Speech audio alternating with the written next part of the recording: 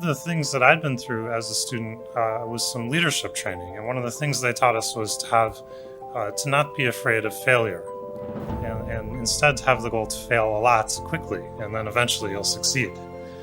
And I sort of took this to heart, and they also had a slogan called "Healthy Disregard for the Impossible." And they actually made you write down sort of the things you would do that were kind of impossible, but you thought you might really accomplish. And that's really stuck with me in everything that I've tried to do. And I think, it was very, very close that we wouldn't have started the company. And I think there are many of you out there in sort of similar situations.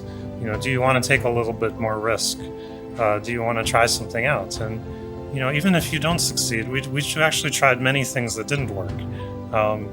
Google happened to work pretty well, but there are many things that we did that didn't, but we don't worry about those, right? Because we tried many things. So I just encourage you to take a little more risk in life, and I think if you do it often enough, it will really pay off. And I think for all of you, there are many areas where there's leverage available in the world, where one or two people, a good idea, a lot of hard work can really make a difference. There's many, many things like that. And it's good not to forget that, but it's good to look for those things. Google's mission is to organize the world's information and make it universally accessible and useful. And one of the things that surprised me, that's a very broad mission. It's a lot of work. We're not going to achieve it anytime soon, right? It's almost an impossible task. But it's an exciting task, and one that you can get other people excited about, and they can help you. And one of the things that also surprised me is it's sometimes easier to do something that's harder because other people get excited about it, and you can get much more resource. You can get tremendous resources to solve a hard problem, whereas you might only get minor resources to solve a small problem.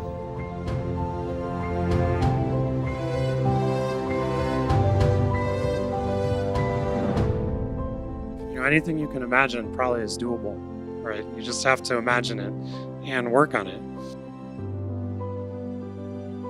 A lot of times my issue is people are not setting goals that will be something that somebody who becomes rich or could do anything. You got to be excited about working on that for 10 years. So you got to have a big enough goal that you attract the best people and you retain them. And you keep them focused. And in my experience, you don't go wrong. Maybe you don't hit it next year, or maybe you fail entirely and you discover something more exciting to work on with the same set of people.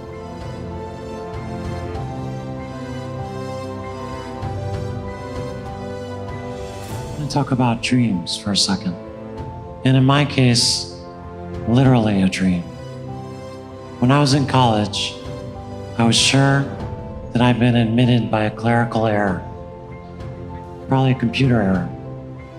And because of that, I had an irrational fear I'd be sent home on the bus. And Sergey here knows this is true. But it turns out, because of that anxiety, I woke up literally with a dream. And it was kind of a strange dream. It went like, I think I could download the entire web onto some old computers that were lying around. And that would probably seem pretty crazy to most people, but I stayed up a couple hours in the middle of the night doing some math, and it seemed actually pretty plausible. Well, assuming you actually didn't keep any of the web pages, you only kept the links. And then sort of figured out, given all that data, I thought it would take a couple of weeks. And I told my advisor that, and he just sort of laughed at me, and of course it took him a year or two. But at the end of that, we had a way to rank web pages, and no thoughts to search at all, and eventually search entered the picture, and you know the rest, and that became Google. So I'd like to encourage everyone to follow their dreams. For me, I just tried to focus on that and say, what is that future really going to be, and how do we create it? And how do we cause our organization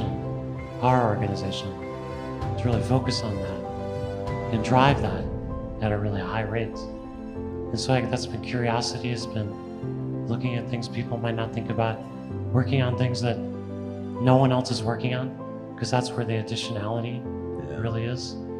And be willing to do that, to take that risk. You look at Android, I felt guilty about working on Android. When it was starting, it was a little startup we bought. It wasn't really what we were really working on. I felt guilty about spending time on that. That was stupid.